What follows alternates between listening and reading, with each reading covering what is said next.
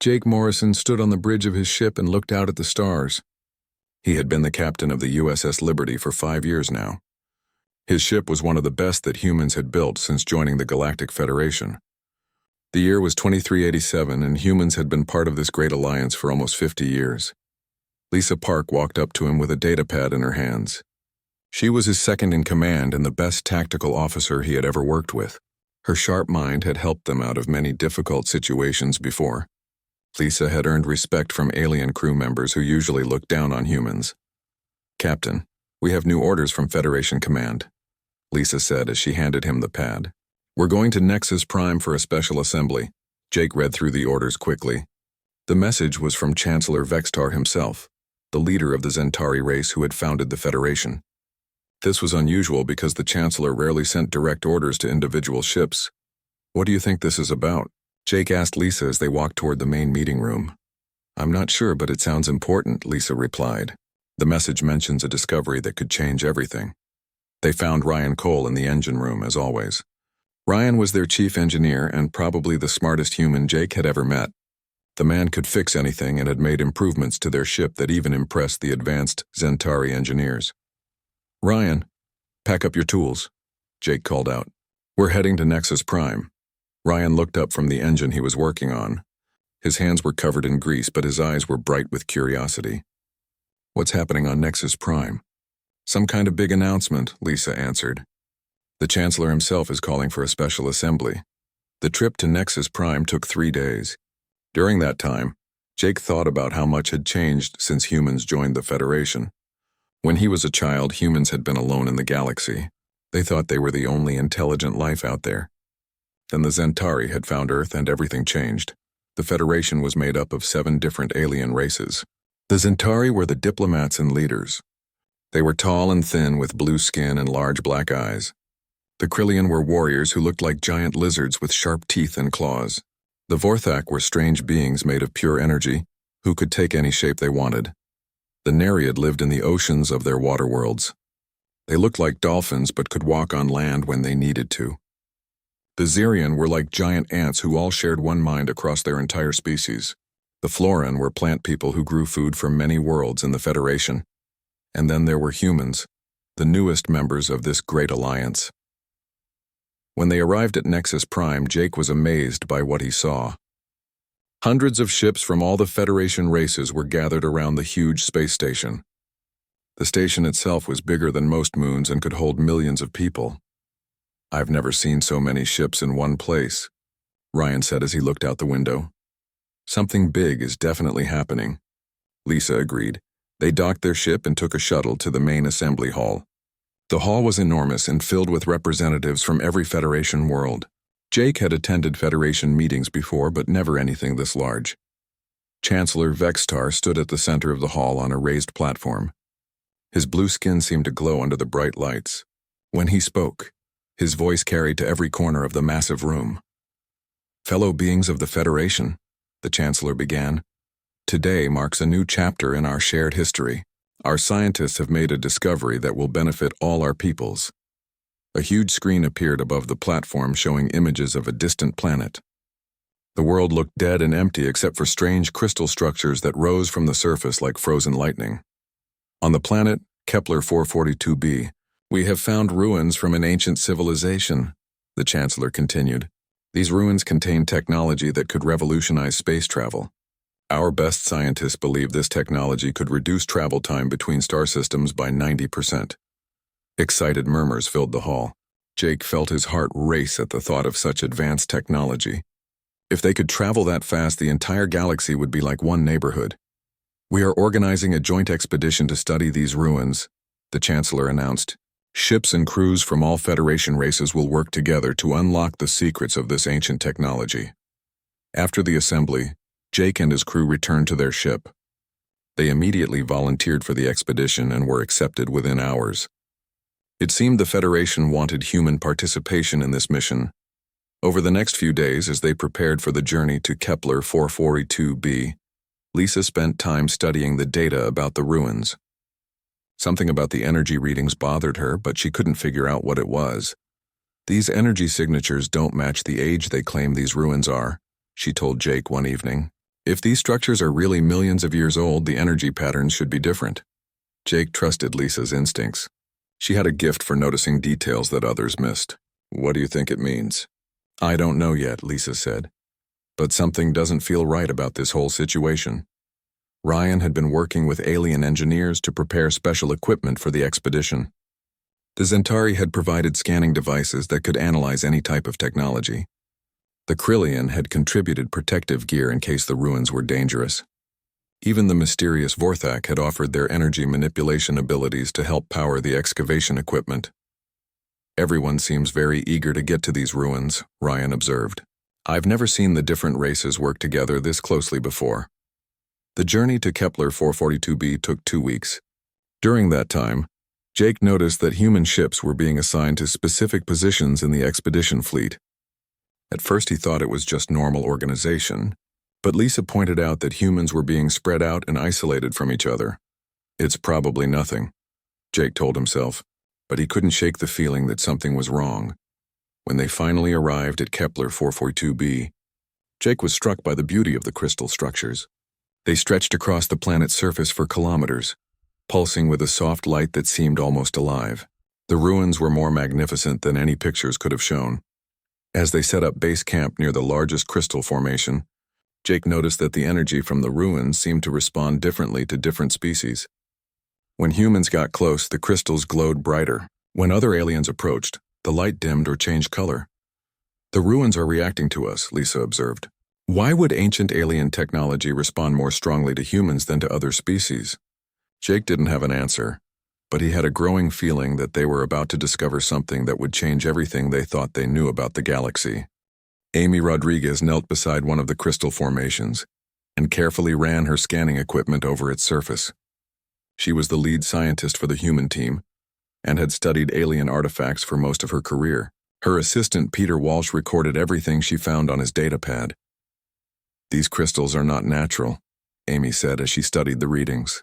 They were definitely made by an intelligent species, but the construction methods are unlike anything I've seen before. Peter looked at the towering crystal structure that rose above them like a frozen waterfall. How old do you think they really are? That's the strange part, Amy replied. The energy signatures suggest they're much newer than the Chancellor claimed. These might only be a few thousand years old, not millions. Nearby, more Federation ships continued to arrive in the system. Admiral Helena Brooks commanded the flagship Harmony and was coordinating the massive operation. She had brought the largest fleet of human ships ever assembled for a single mission. Admiral, we now have over 300 ships in the system, her communications officer reported. Representatives from all 7 Federation races are here. Helena nodded as she watched the tactical display. Ships from different species were positioned throughout the system, but she noticed that human vessels were scattered and isolated from each other. When she asked her alien liaison officer about this arrangement, he explained it was for optimal research coverage. Down on the planet's surface, Jake led a small team deeper into the crystal ruins. Lisa and Ryan followed close behind him as they made their way through passages that seemed to pulse with their own light. The deeper they went, the brighter the crystals became. It's like the ruins are welcoming us, Ryan observed. I've never seen technology that responds to human presence like this. They reached a large chamber at the heart of the crystal complex. In the center of the room stood a tall pillar covered in strange symbols that seemed to shift and change when they looked at them. Jake approached the pillar carefully and placed his hand on its surface. Suddenly, the entire chamber filled with light. A holographic figure appeared in front of them, speaking in a language that sounded almost familiar but not quite understandable. The figure looked humanoid but was hard to see clearly through the shifting light. The translation computers are having trouble with this language, Lisa said as she checked her equipment. It's like they recognize parts of it but can't put it together. Amy arrived in the chamber with Peter and several other scientists. She immediately began scanning the holographic projection with her equipment. What she found made her gasp in surprise. This language isn't alien at all, she announced. It's based on ancient human languages mixed with mathematical principles. Whoever built this knew about human language structures. As Amy worked to translate the message, more of the holographic recording became clear. The figure was definitely humanoid and seemed to be wearing clothing similar to ancient human styles. When the translation was complete, the message was shocking. Greetings to our descendants, the figure said. If you are seeing this message, then you have found one of our hidden archives. We are your ancestors, the first humans to travel among the stars. Jake felt his blood turn cold. The figure continued speaking, and each word made the situation more unbelievable. Thousands of years ago, humans had a great civilization that spanned many star systems. We had technology that allowed us to travel faster than light and terraform entire worlds. We thought we would rule the galaxy forever. The recording showed images of massive human cities on distant planets and fleets of advanced human ships traveling between the stars. Jake had never seen anything like it in all the history books about Earth. But we were not alone in the galaxy, the figure continued. Other species watched us grow and expand, and they became afraid of our rapid progress. 7 alien races formed an alliance with one purpose: to destroy human civilization. Amy's hands shook as she recorded the message. This was rewriting everything they knew about galactic history. The war lasted for centuries, the holographic human explained. They had superior numbers, but we had superior technology and determination. Eventually, they found a way to turn our own people against us by infiltrating our governments and military. Lisa realized what this meant. The Federation wasn't formed to promote peace. It was created to fight humans. The final battles destroyed most of our colonies, the recording continued. The survivors were forced to flee to the edge of the galaxy. Some of us escaped to a small blue planet where we had to start civilization over from the beginning. Jake's mind raced as he understood what the figure was saying. Earth. They're talking about Earth. We hid these archives throughout the galaxy as a warning to our descendants, the holographic human said. The Federation will eventually find you just as they found us. They will pretend to be your friends and allies, but they are planning your destruction. The recording showed more images of the ancient war, human cities burning, ships being destroyed, and millions of people fleeing their homes. It was genocide on a galactic scale. When they think you are weak and helpless, they will strike, the figure warned. They have done this before with other species that became too powerful. The Federation maintains its control through deception and betrayal. Amy discovered that there were dozens of similar archives hidden throughout the galaxy. Each one contained advanced human technology and warnings about the Federation's true nature. The aliens who destroyed our civilization are the same ones who now claim to be your allies, the recording explained. The Chancellor who invited you to join their Federation is the same being who ordered the death of billions of humans. Ryan found technical specifications for weapons and ships that were far more advanced than anything humans currently possessed. The ancient humans had developed technology that could defend against everything the Federation had. We have prepared for your return, the figure said. These archives contain everything you need to defend yourselves when the time comes. But remember, the Federation's greatest weapon is deception. They will strike when you least expect it. The recording began to fade, but the figure had one final message. Do not trust anyone from the Federation. They have been planning your destruction since the day they first contacted Earth. Every friendship is false. Every alliance is a lie, and every treaty is a trap. As the hologram disappeared, Jake felt sick to his stomach. Everything he believed about the Federation was wrong. The aliens he had worked with for years, the friends he had made, the progress he thought humanity was making, it was all part of an elaborate plan to destroy his species. Lisa checked her communications, equipment, and discovered that all human ships in the system were experiencing technical difficulties with their long-range communications. They could talk to nearby Federation vessels, but they couldn't contact Earth or other human colonies. It's starting, she said quietly. They're cutting us off. Admiral Brooks tried to send a message to Earth Command, but found that her communications were being jammed by what the aliens claimed was solar interference. The timing was too convenient to be natural. Jake looked around the chamber at the technology left by his ancestors. Somewhere in these crystal archives was everything humanity needed to survive the coming betrayal. The question was whether they could access it in time. The Federation had spent 50 years preparing for this moment. They had studied human psychology, learned human weaknesses, and positioned their forces perfectly. But they had made one critical mistake. They had brought humans to the source of their ancestors' technology. As night fell on the planet Kepler 442b, human ships throughout the system began reporting system failures and unexplained malfunctions. The betrayal was beginning.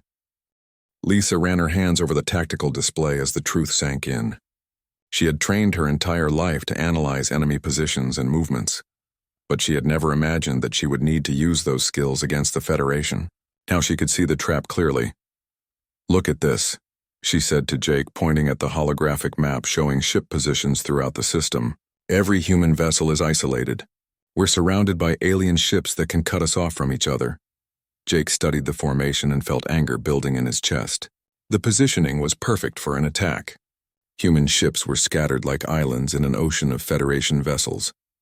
If something went wrong, they would be overwhelmed before they could help each other. Ryan discovered that the ancient crystal technology was still active and incredibly advanced. When he touched certain panels in the archive chamber, information flowed directly into his mind. The experience was overwhelming, but also exciting because he suddenly understood technology that was thousands of years ahead of anything humans currently possessed. These systems are designed to interface with human neural patterns, Ryan explained to the others. Our ancestors built this technology specifically for us. The aliens can't use it even if they wanted to. Amy accessed more of the holographic records and found detailed information about previous Federation genocides. The Alliance had done the same thing to 3 other species over the past 10,000 years.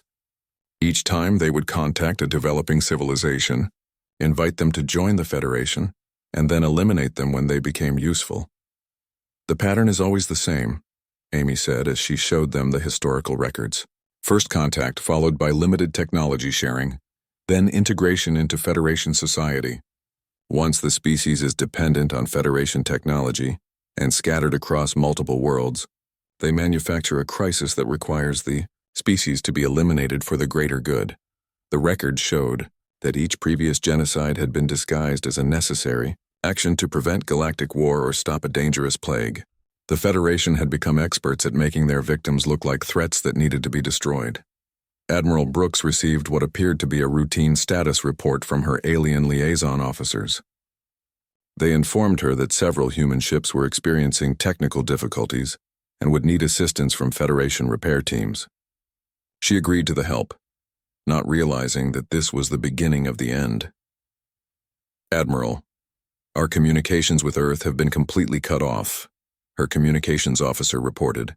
"The aliens say it's due to unusual solar activity, but the timing seems suspicious." Helena felt a cold fear creeping up her spine.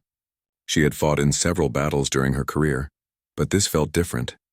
The enemy was invisible and had been planning this attack for decades. On human ships throughout the system, crew members began noticing that their alien colleagues were acting strangely. Federation officers who had been friends for years suddenly became distant and formal. Alien engineers who had worked closely with human crews began finding excuses to leave their posts. Captain Bill Hayes of the exploration vessel, New Frontier, noticed that his Zentari science officer had quietly removed several key components from the ship's navigation system. When questioned, the alien claimed he was performing routine maintenance, but Bill had never seen those components removed before. Dr. Susan Carter, head of xenobiology on the research ship Discovery, found that her Nereid assistant had been secretly copying all of her research files. When confronted, the aquatic alien became aggressive and threatened to report her for interfering with Federation protocols. Jake accessed more of the ancient archives and learned about something called the Final Protocol. This was the Federation's plan to eliminate modern humanity once they had served their purpose as archaeological tools. The ancient ruins would only respond to human genetic patterns, which is why the Federation needed living humans to unlock the technology. "They never intended for us to leave this system alive," Jake told his team. "Once we've helped them access all the ancient technology, they'll eliminate every human in the galaxy."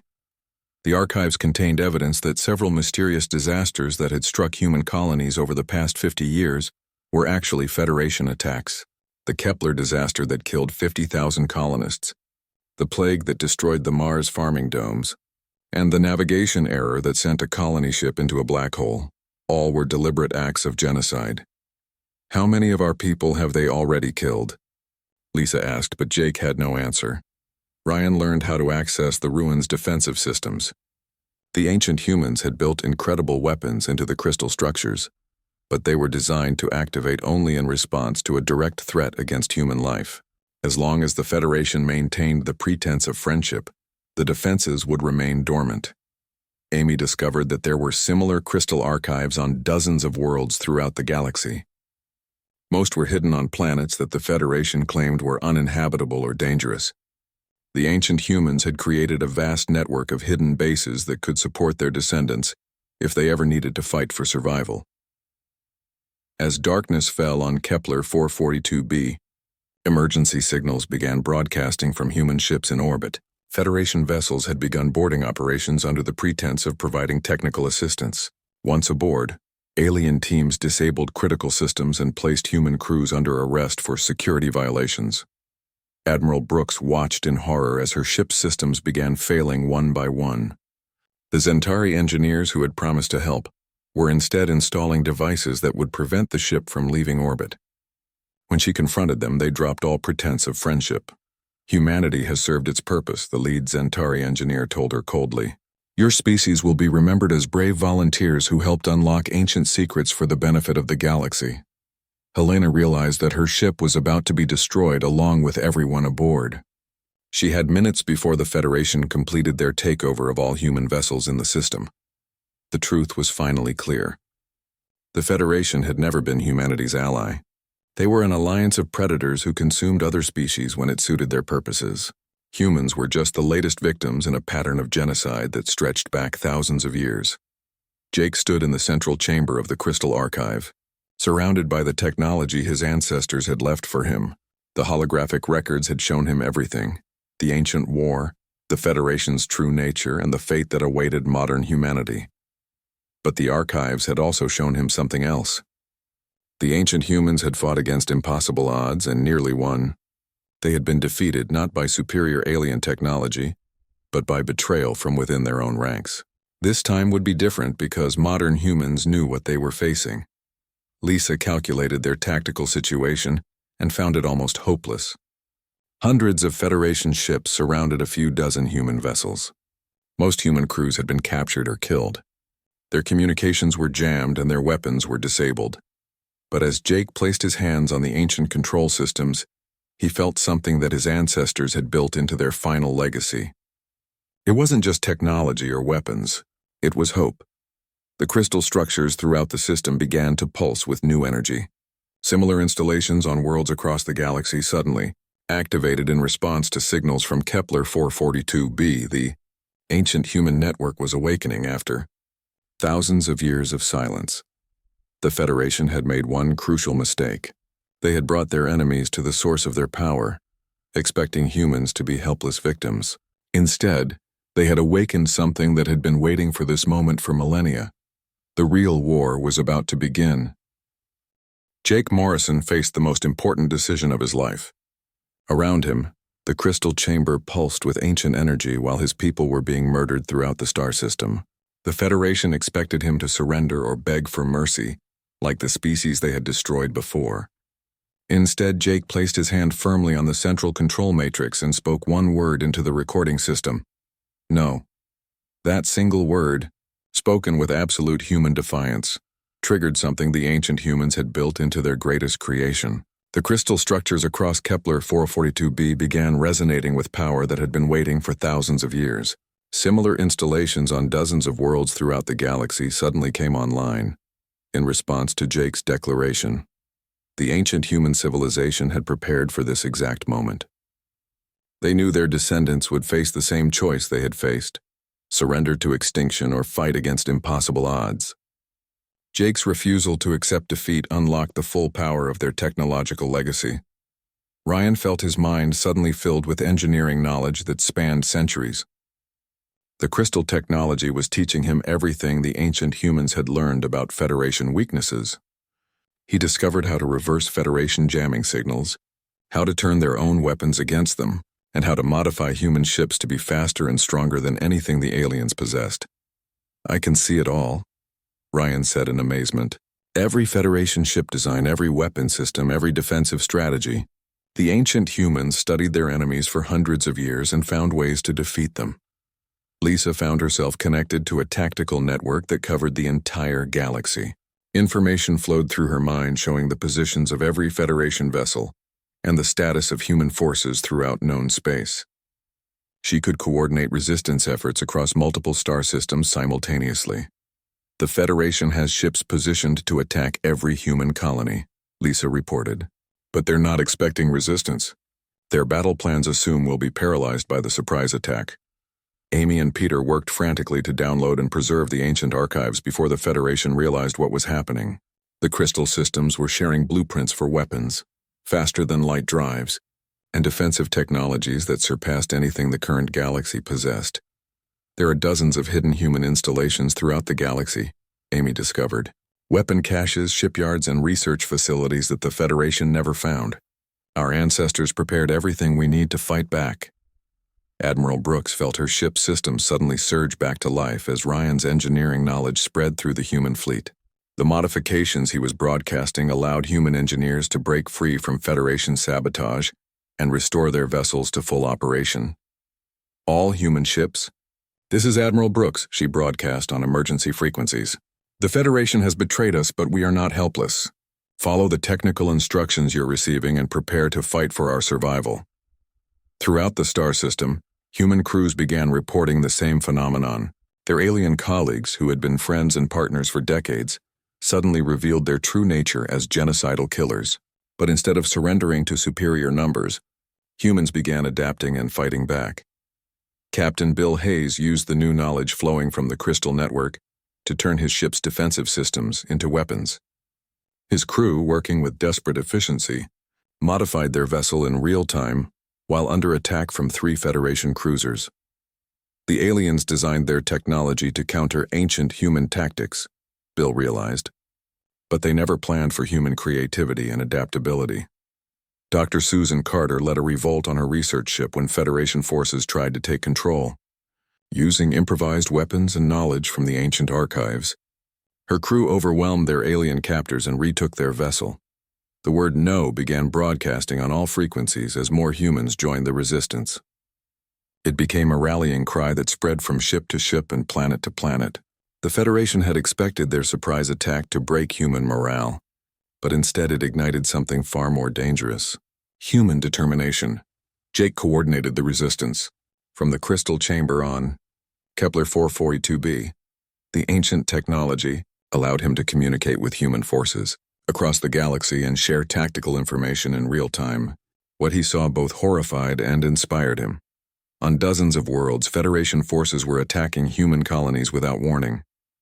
But instead of the quick massacres the aliens expected, they found fierce resistance from people who refused to accept their fate. On New Terra, human colonists used farming equipment as weapons to fight off Krillian warriors.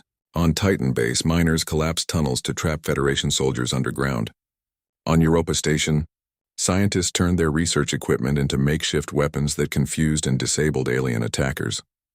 Ryan discovered that humanity's greatest advantage was not technology, but unpredictability.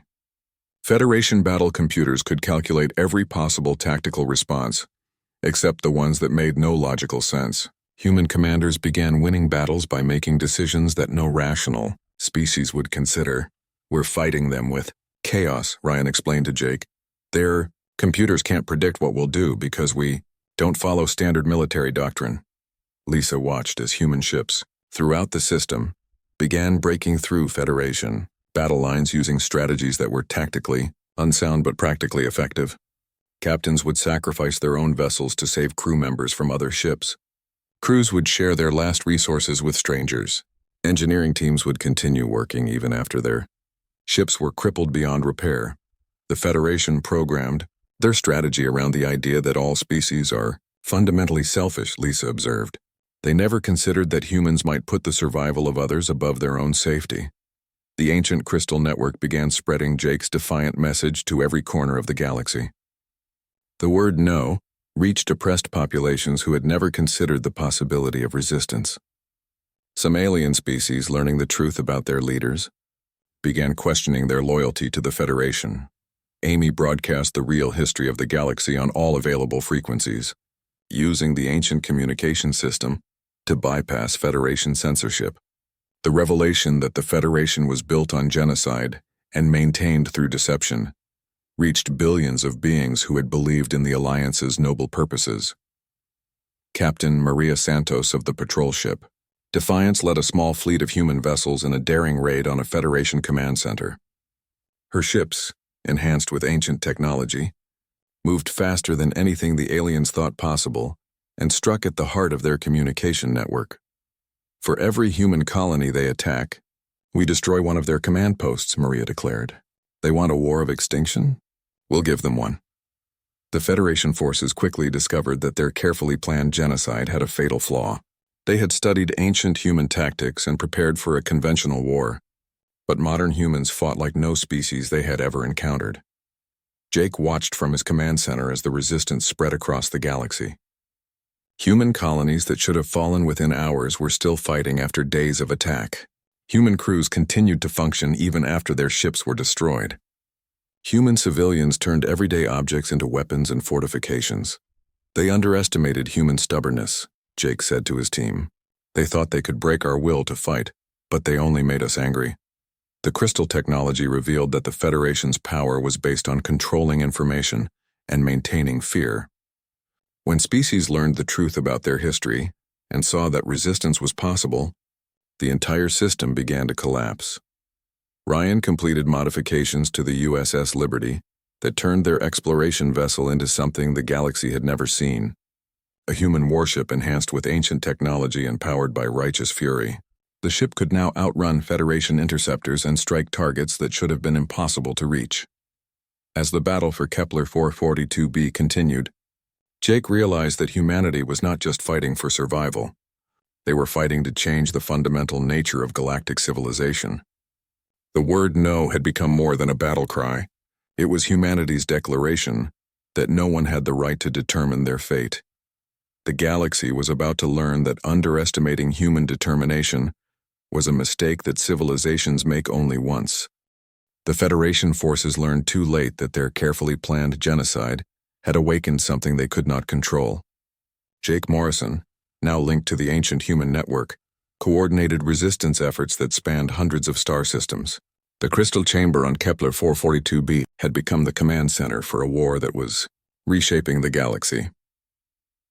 Ryan Cole led teams of human engineers in what could only be called a technological revolution. Using knowledge from the ancient archives, they upgraded human ships during active combat. Vessels that had been helpless against Federation weapons suddenly became predators that could hunt down enemy fleets. The USS Liberty, enhanced with crystal technology, now moved through space like nothing the galaxy had ever seen. Ryan had integrated ancient human engineering with modern human creativity, producing a ship that could outmaneuver entire Federation squadrons while delivering devastating attacks. The Federation built their entire military strategy around fighting the ancient humans, Ryan explained as he watched enemy ships flee from their approach. They never considered that modern humans might fight completely differently. Lisa Park discovered that humanity's greatest weapon was not superior technology, but their refusal to follow logical military doctrine. Human commanders throughout the galaxy were winning battles by making choices that no computer could predict and no alien mind could understand. Captain Bill Hayes saved an entire human colony by flying his damaged ship directly into a Federation battlecruiser. The collision destroyed both vessels, but it also created an opening that allowed civilian transports to escape. By any logical measure, the trade was foolish. By human standards, it was heroic. They keep sacrificing themselves for others, a confused Zentari admiral reported to his superiors. Our battle computers cannot calculate responses to such irrational behavior. Admiral Brooks led a growing fleet of upgraded human vessels in running battles across 3 star systems. Her forces grew stronger with each victory as they liberated human installations and awakened more of the ancient defensive network. The Federation's plan for quick elimination had become a highly visible galactic war. Dr. Amy Rodriguez succeeded in broadcasting the truth about galactic history to every inhabited world in Federation space. The revelation that their peaceful alliance was built on repeated genocide shocked billions of beings who had trusted their leaders without question. The message reached the Nereid homeworld, where historians discovered that their own records had been altered to hide evidence of Federation crimes. The aquatic species had believed they joined the alliance voluntarily, But the archives showed they had been conquered, and their leaders replaced with Federation puppets. Some Krillian warriors, impressed by human courage in the face of impossible odds, began switching sides entirely. The warrior culture respected strength and determination above all else, and humans were demonstrating both qualities in abundance. "These humans fight like true warriors," declared General Thakmor as he led a group of Krillian rebels in an attack on a Federation supply depot. "They face death without fear and protect their young without question. They have earned our respect."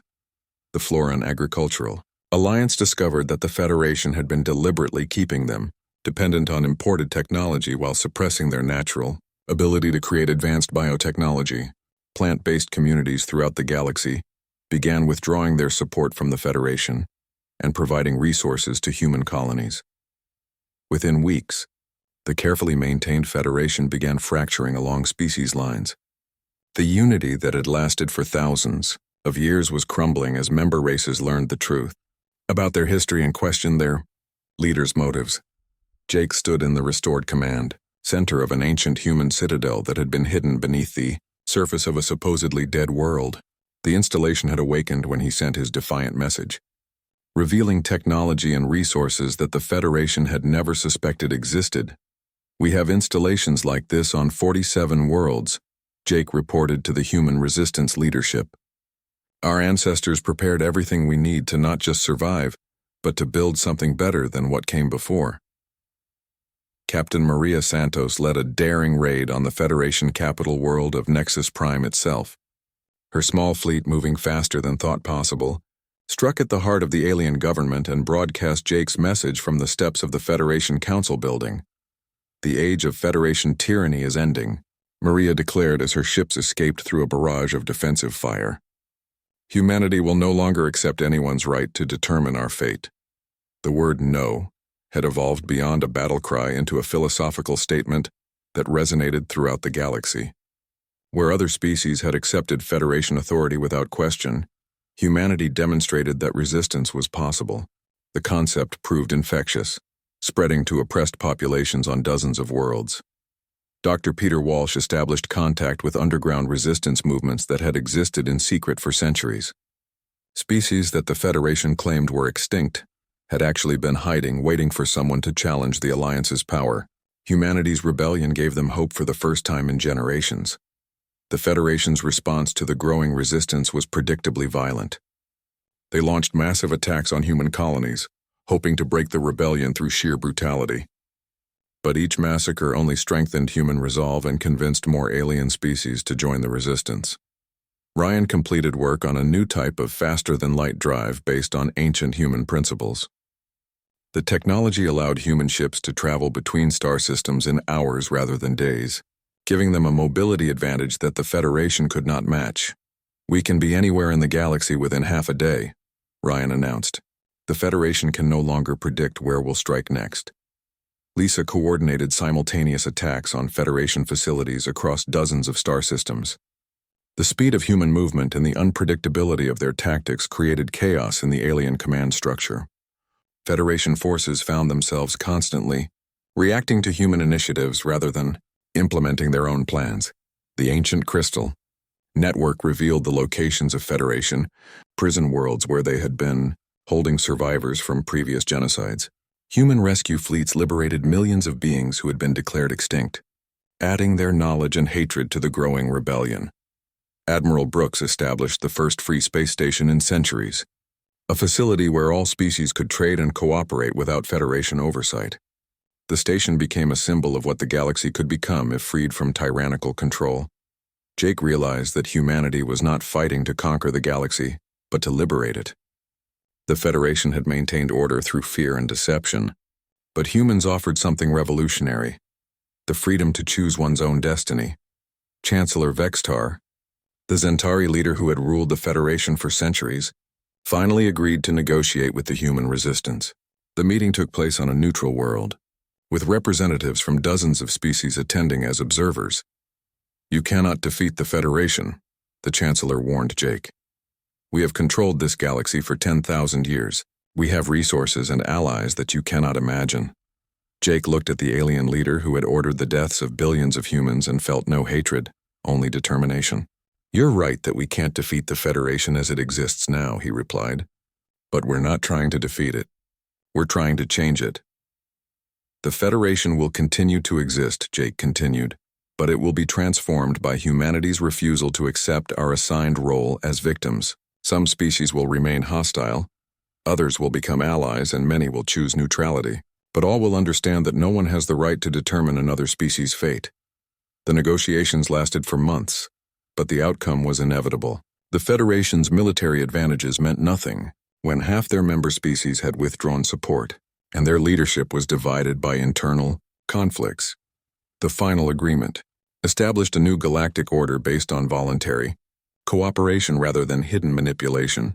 The Federation still existed, but it had been transformed from a predatory alliance into a loose confederation of independent worlds. Ancient human installations throughout the galaxy continued awakening, not as weapons of conquest but as beacons of possibility. The technology was shared freely with any species that wanted to learn, creating opportunities for advancement that the Federation had deliberately suppressed. Jake returned to Earth for the first time since the war began and found a world that had been transformed by the knowledge their ancestors had left behind. Humans were no longer the newest and weakest members of galactic civilization. They had become the species that other races looked to for inspiration and leadership. The crystal chamber on Kepler 442b became a memorial to the ancient humans who had sacrificed everything to give their descendants a chance at freedom. Their warning had saved modern humanity from extinction, but more importantly, their technology had shown the galaxy what was possible when people refused to accept defeat. Ryan stood beside the ancient control systems and marveled at what they had accomplished. "We didn't just survive," he said to Jake. We changed everything.